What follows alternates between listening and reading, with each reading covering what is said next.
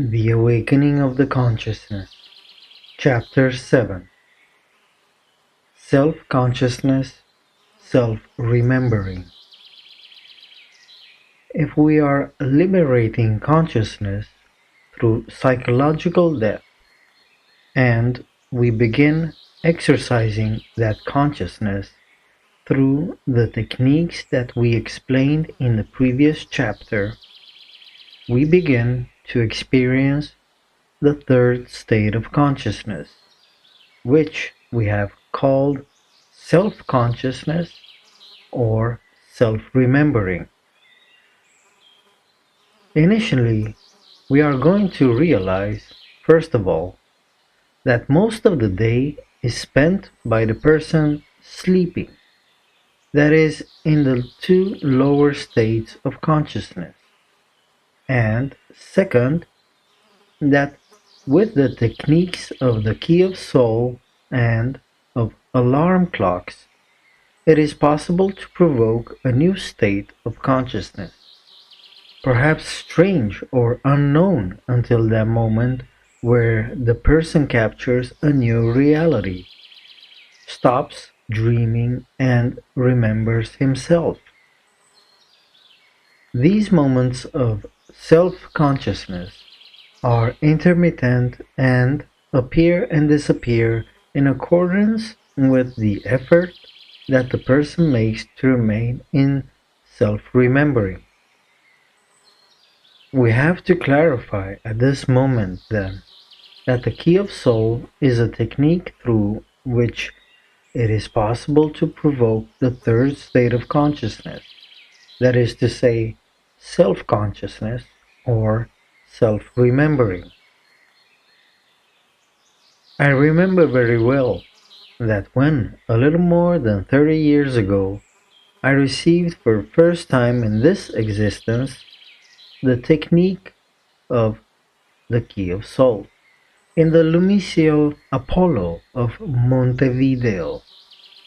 I immediately knew intuitively that it was something very important and valuable. I started practicing intensely during the whole week until the day came when we had to return to the Gnostic Center to receive the next first chamber class of the corresponding program.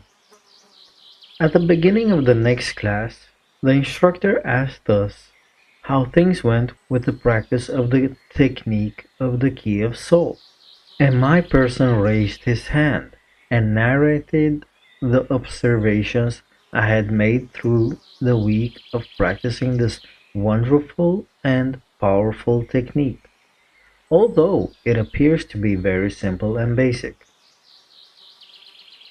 There I explained that the technique had given me very good results because I had achieved many times at different moments of the day a new state of consciousness, which I practically either did not know until then, or better to say, did not recognize. Also, I achieved many times not to forget myself, to remember myself, to feel my own body, my existence while living, something which until that moment of my life I never questioned. But I also said that I had some difficulties, as it is quite normal and logic in the development of the practice during these days, which were the following. I could not maintain for a long time the remembrance of myself, even though I was determined very firmly and decisively. I achieved the third state of consciousness for only a few moments, but fell into identification and sleep a while later, sometimes seconds or a few minutes after. Despite these normal difficulties, which probably all people will encounter, as I was very interested to see what would happen if I started to live awake and in self remembering. I try to apply the key of soul as much as possible, and then I explained to the instructor and to my classmates at the first chamber that another problem which had arisen was that at night, after a lot of practicing the technique, I felt exhausted intellectually and sometimes had a headache.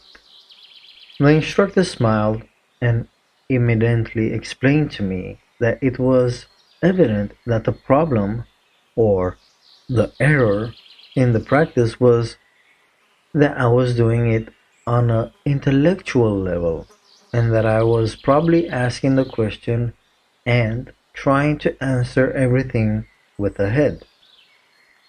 If the practice of the key of soul is done correctly, the result should be the opposite of what happened to me in my first incursions in these tasks.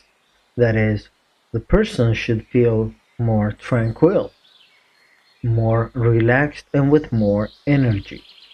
Because if there were many moments of self remembering and self consciousness, this means that there must have been fewer moments of identification.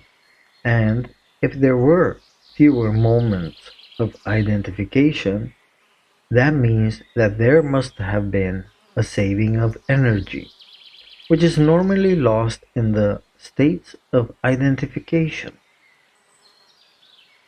From this explanation, I understood that in the key of soul, one asks the question, only he must not answer on a mental level, but in each question give a shock. In the first question, in order for the consciousness to return to the body, he feels it. In the second question, in order to consciously perform the task we have before us, or to consciously live the events without dreaming. And in the third, in order to be well placed in integration with the location we are found in.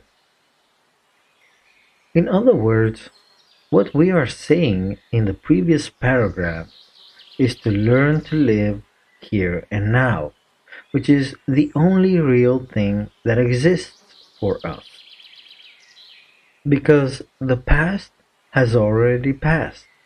It is clear that it passes on to us its experiences, its teachings, and its wisdom. The future has not yet arrived, and therefore is uncertain for the person. When the future arrives, it is converted into the present, and that present, that here and now, is the only thing real, is the only thing that really exists, is the only thing that we can touch.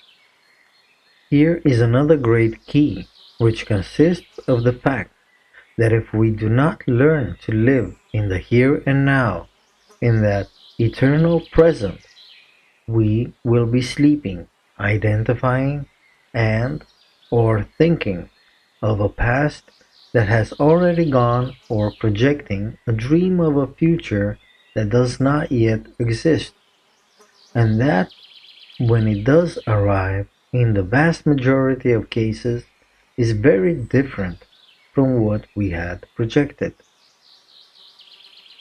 There is a phrase from a Persian philosopher which is inscribed on a monument near a city in Iran, which says, "The present exists to repair the past and prepare the future."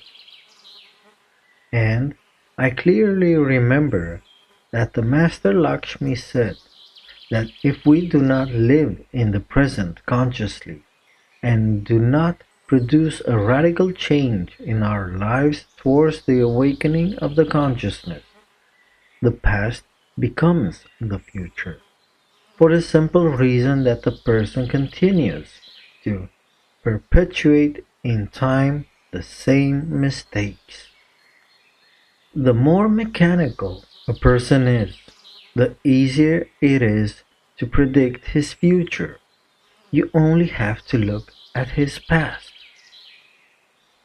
If we want to shape our future and change it, we must work here and now, changing our present, letting go of dreaming here and now, living consciously, so that this present becomes a different future.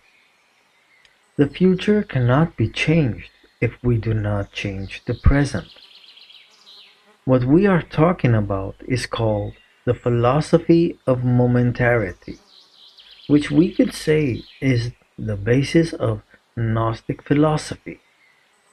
The Master Lakshmi says that the moment is of God and that time is of the devil. And the reason for the Master saying that is because the consciousness can be expressed in the instant, and if the consciousness expresses itself, then we can have a connection with the spiritual part, with the real internal being. Let us remember that the consciousness is the mediator between the human part and the divine or spiritual part, the soul or the being. If the person lives in time, he falls into the clutches of the false personality. He becomes identified, and it is the ego that directs the life of the person. The moment is on the vertical, and time is on the horizontal. The consciousness is on the vertical, and the false personality is on the horizontal. States are on the vertical, and the events are on the horizontal. The Master Samael tells us that in order to know how to live, one needs to have the talent to correctly combine events with states. And in order to be able to do that, one needs to be in the third state of consciousness, or in self-remembering. Dear reader, at this moment, for example, the event of the horizontal is that you are reading this book. But what is the state which accompanies this event? Do you remember yourself? Do you feel your body, your existence? If not, place part of your attention in your interior without losing attention of the external event. And remember yourself, feel your body, and now direct your attention in a serene way in the heart, in the center of the chest, and placed there, continue reading the book, continue living, but accompanying the external events with the third state of consciousness, with self-consciousness. It is opportune at this moment of this chapter to quote one of the 38 aphorisms of the Master Gurdjieff, which were written on the walls of the study house in the Prieuré in Fontainebleau near Paris, which read, "Remember yourself, always and everywhere." When the person remembers himself and is in possession of his sense in a state of self-consciousness, the consciousness expresses itself and is like having a radar that captures the different external and internal realities of the world. That radar permits us to realize or know some things that are not perceptible when not present or when the person sleeps. When the consciousness is active and the radar is on, the person knows, for example, how much sugar is left in the kitchen, how much money is in the wallet, if the car has gas, what day the phone bill expires, and countless things and details. which are part of an awakening of realizing. This consciousness that enters into activity has three characteristics, and we would like in this part of our chapter to transcribe the explanation that the Master Samael gives in regards to this. Every person who has at some time awoken momentarily knows very well from his own experience that there are different degrees of consciousness observable in himself. First, time. How long did we remain conscious? Second, frequency. How many times did we awake consciousness? Third, amplitude and penetration. Of what did we have consciousness? Revolutionary psychology and the ancient Philokalia affirm that by means of great super-efforts of every special type, one can awaken consciousness and make it continuous and controllable. Fundamental education has as its objective to awaken consciousness. Of what use are 10 or 15 years of studies at school, college, and university if, when we leave the classroom, we are sleeping automata? Without exaggeration, we could say that through some great effort, the intellectual animal can become conscious of itself only for a couple of minutes. It is clear that in this there are usually rare exceptions that we have to look for with the lantern of Diogenes. These rare cases are represented by true men: Buddha, Jesus, Hermes, Quetzalcoatl, etc. These founders of religions possessed continuous consciousness. They were great illuminated ones. Normally, people are not conscious of themselves. The illusion of being conscious in a continuous way is born from memory and from all the process of thoughts. It is interesting to also clarify that what we seek is the awakening of the consciousness and not of the powers. Because a person could awaken clairvoyance, telepathy, clairaudience, and many other things. But if he does not kill the ego and awaken consciousness, he cannot self-realize himself and is therefore condemned to failure.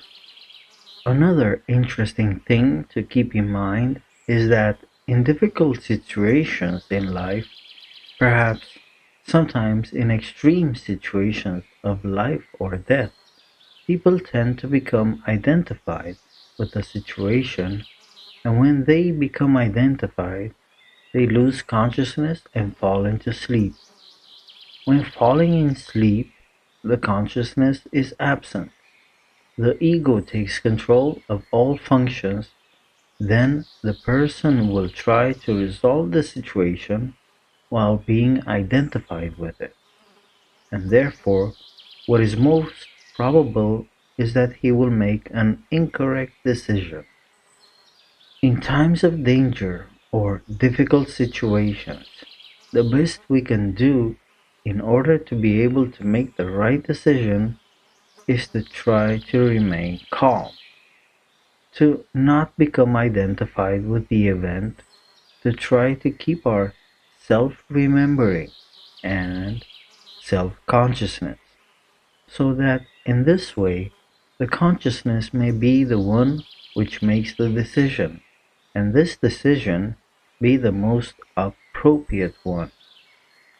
So powerful is the technique of the key of soul that when we provoke the third state of consciousness, the physical body receives an energetic shock, which causes even the cells to change their vibration.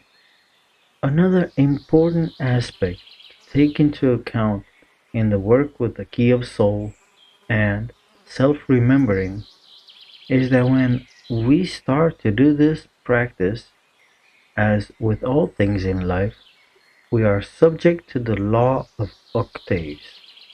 And this means that when we reach the semitone mi fa and the octave change, there is a kind of mechanization or accustomedness which makes us forget the resolution of practicing and being awake. As it always happens, in order to overcome those barriers of the semitones, we periodically need an extra effort. For this, we advise that the aspirant of awakening periodically reviews the lectures, the books, the lessons that speak about the key of soul, about awakening, and its application. This is because each time we read or listen or come into contact again with these teachings, the impulse to continue practicing is naturally renewed. If we do not do so, it could happen that when the semitone arrives, we stagnate in our practice and spend days, weeks, months, and even years without doing the practice. Many times we decide to be in self-remembering during the day, and we begin doing the key of soul in the morning, struggling with identification, and although the consciousness may sometimes fall, we get up as many times as necessary, fighting to be awake again and again. But sometimes it happens that the consciousness falls asleep, and one realizes that he fell asleep many hours later or even the next day. In relation to what we have just written, I would like to share an experience that occurred to Master Spensky when he began performing the exercise of self-remembering. The first impression was that attempts to remember myself or to be conscious of myself, to say to myself, I am walking, I am doing, and continually to feel this I, stopped though. When I was feeling I could neither think nor speak. Even sensations became dim. Also, one can only remember oneself in this way for a very short time. Sometimes self-remembering was not successful. At other times it was accompanied by curious observation. I was once walking along the Litany towards the Nevsky, and in spite of all my efforts, I was unable to keep my attention on self-remembering. The noise, movement, everything distracted me. Every minute I lost the thread of attention, found it again, and then lost it again. At last I felt a kind of ridiculous irritation with myself, and I turned into the street on the left, having firmly decided to keep my attention on the fact that I would remember myself, at least for some time, at any rate until I reached the following street. I reached the Nadezhinskaya without losing the thread of attention, except, perhaps for a short moment. Then I again turned towards the Nevsky, realizing that, in quiet streets, it was easier for me not to lose the line of thought, and wishing therefore to test myself in more noisy streets. I reached the Nevsky, still remembering myself, and was already beginning to experience the strange emotional state of inner peace and confidence which came after great efforts of this kind. Just round the corner, on the Nevsky, was a tobacconist shop where they made my cigarettes. Still remembering myself, I thought I would call there and order some cigarettes. 2 hours later, I woke up in the Tavricheskaya that is far away. I was going by Isovsky to the printers. The sensation of awakening was extraordinarily vivid. I can almost say that I came to. I remembered everything at once. How I had been walking along the Nadezhdinskaya, how I had been remembering myself, how I had thought about cigarettes, and how at this thought I seemed all at once to fall and disappear into a deep sleep. At the same time, while immersed in this sleep, I had continued to perform consistent and expedient actions.